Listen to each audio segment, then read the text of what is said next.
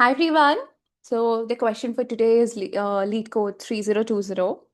Find the maximum number of elements in subset. So the main challenge of this question is understanding the pattern. The pattern is we have to have a subset where the first value is x, followed by x square, x to the power 4, till x to the power k, and then we mirror back. So let's see this example 2, 4, 16, 4, 2. So we start with 2 and then we build from here. So our length is 1. So now we come to 2 squared, which is 4. And then from 4, we go to 16, which is 4 square. And then we mirror back. So the length is 5 and this is a valid subset. Then we have 3, 9, 3. We start from 3, 9 is 3 square. And then we mirror back. But 24842 is not. Why? Because we start from 2, we go to 4, which is 2 square. And then from 4, we have to go to 4 square, which is 16. But here the element is 8. So that's why this is not a valid subset. So we have to return the maximum number of elements in the subset possible. So let's have a look at this example. 54122. So herein we see that we can start from 2. And then we can build 4 and then we can go back to 2. So the length is 3. But have you noticed one thing? For all the valid arrays, the non-center elements have frequency 2 and the center element has a frequency of 1. Let's say in this array, our frequency of 2 is 2, our frequency of 4 is also 2, and the frequency of 16 is 1. So if we understand and recognize this pattern, we are going to, solving this problem becomes straightforward. So now we have this array 1, 2, 3, 4. Let's see if the subset is valid. So now every frequency of every element is 1. And we know that for a valid pattern, there should be for non-middle elements, the frequency should be 2. And for the middle element, the frequency should be 1. So that's why we can take any one number from these distinct elements. So it could be either 4 or 2 or 3 or 1. So that's why our maximum length is 1 right here. So yeah. So how do we approach this? We can approach this greedily. Let's say we have this array. Let's say we start at 5. And then we want to build from here. Check if we can build from here. So the check I have to do is 5 has to occur 2 times. The frequency should be at least 2 for us to expand the chain. So now, is my frequency of 5 greater than or equal to 2? No. So we can't start from here. Okay, greedily we'll move on. Now 4. So for our 4, the frequency should be greater than equal to 2. So then only we can have start the chain from 4. We have obviously built 4, but now can we expand from 4? Not really. So now we come to 1. So 1 has a frequency of 1. So we can't actually expand from 1. We can have just 1 in the subset, but not expand. So then we have 2. So the frequency of 2 is 2. So can we have start our, chain from 2? Yes, we can. Now what's the next check? There should be an element called 2 square. So is 4 there? Yes. So we can definitely have 2. 4 and 2. Now we'll see if we can expand from 4. So we saw that there's a pattern here. What's the pattern?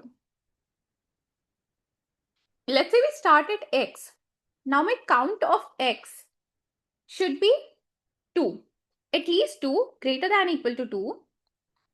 What about x square? If we want to expand, then a count of x square should be greater than or equal to 1, right?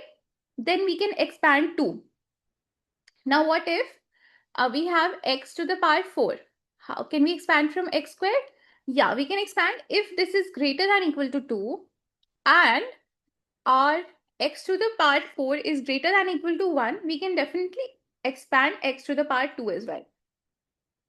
So once we understand this, the question becomes straightforward. Okay, now this question comes that why do we have to start from every distinct element? The reason is we don't know our start element of the chain. So that's why we have to check for every element if it could be the start of the chain, and that if it is the best possible outcome or the answer we can have. So that's why we start with every element. Now, there is a special case for 1. Let's say we have an array with all ones. The thing is, 1 square is 1. 1 to the power 3 or 1 to the power 4 is 1. 1 to the power anything is 1. So in this case, our length of, if we have this array, the maximum subset length is 5. Why? Because we have 5 ones. But had it been 6, the length of array had been 6. What would our answer be? Would it be 6? No, not really. Why? Because our non-center element's frequency has to be 2 and our center element frequency has to be 1. So that's why we'll take the maximum odd length less than equal to the count of 1. So which is 5 in this case. So let's get started with the code. First, we are going to construct a frequency map.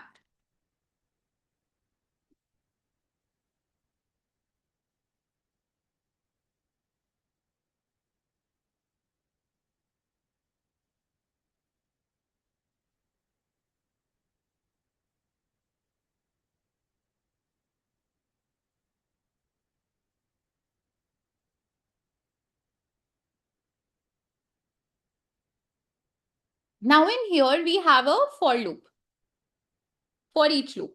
And we are going to, store the frequencies.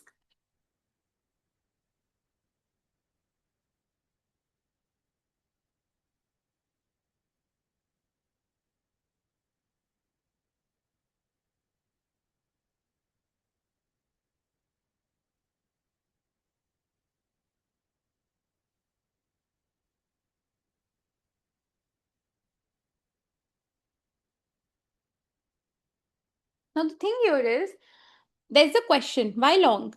The reason is, nums of I can be up until 10 to the power 9. An integer can store roughly up into 2 into 10 to the power 9 value.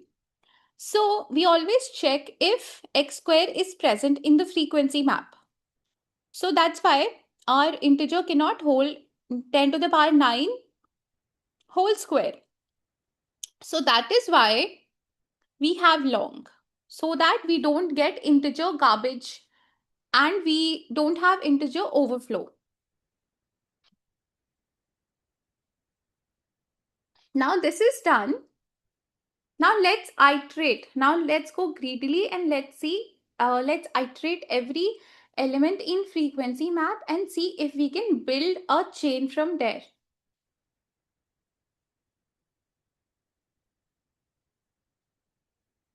But before that, we need to keep a track of the maximum length seen so far.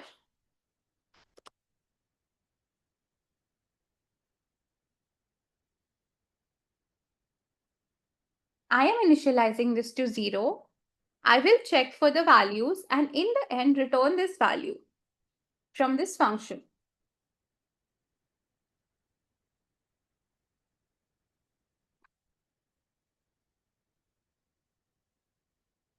So we are going to iterate through this frequency map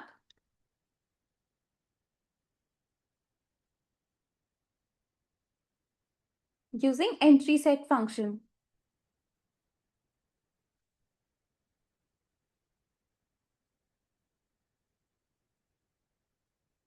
So now we have a current element. Let's store this in current.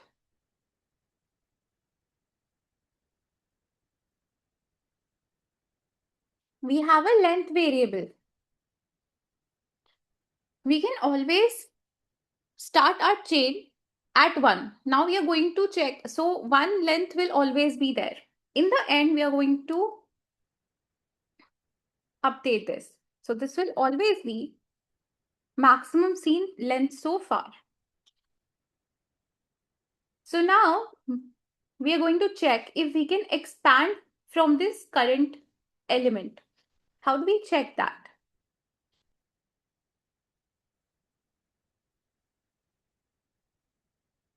So this will be of long data type.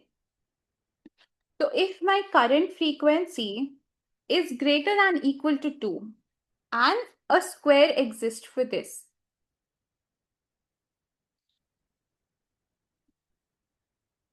so we'll check if our frequency map contains a key with current whole square.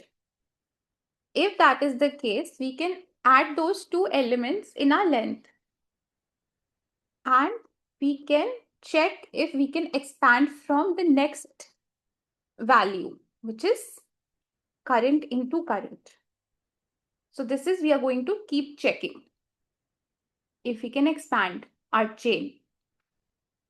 So there is this edge case which has to be handled very carefully, which is called if our current is equal to 1. So this is our edge case that we have to we need to take care of. So how do we need to do that? We need to store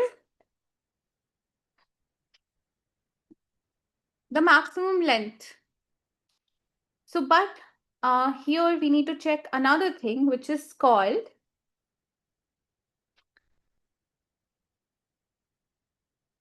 we are going to check if our let's say count. What's the count of current? We are going to store it in.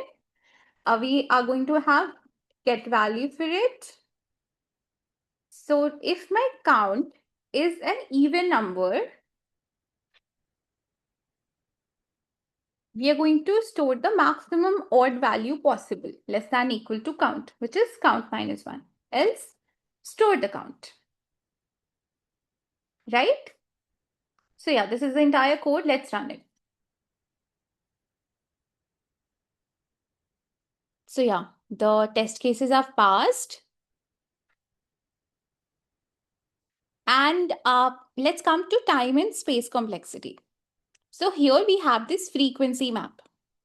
So now in our frequency map, we can have m distinct elements and it's going to store m frequency of m elements. But worst case, what will happen? Every element will be unique, right?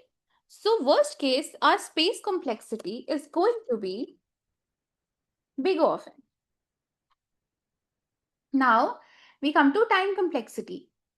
Here we see we have this for loop which will run for up until all the elements in present in nums. So let's say our length number of integer is n. So this is going to be big O of n in time. Yeah. So let's write this here. Fine. Now we have another for loop here, which is going to run for every distinct elements. Let's say we have m distinct elements. So this will run for m number of times. Now then we have another while loop inside, which is going to check if my current is available. So this is going to run, let's say we start at 2. So then it will check for 4, then 16, right? Then 256. So now you see the numbers are exploding very fast.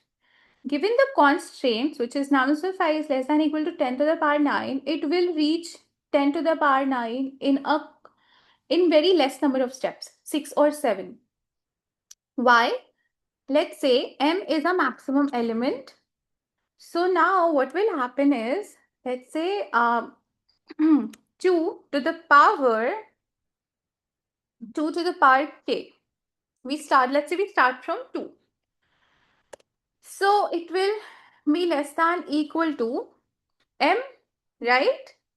Now what will happen is, let's take log both sides. So when we take log both sides, we are going to get log of m.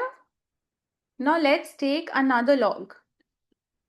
So worst case, what's going to happen is, now my k will be log of m. So now the time complexity for this comes out to be log of m, this while loop. Now the thing is that the total time complexity for this entire for loop comes out to be m into this log of m, right? So, and here our time complexity was on. So what's the total time complexity? So the total time complexity will be n plus this. Now my n will always be greater than equal to m. So let's say roughly this, we can write this n log of m. So you can see that given our constraints and and the numbers are exploding very fast. So that's why we are going to reach log of m in constant time, maybe 6 to 7 iterations. So that is why log of m behaves like a constant. So we can say roughly that time taken is big O of n. Now, both of these, are valid time complexities. So yeah, that was it from my end. Thank you for watching.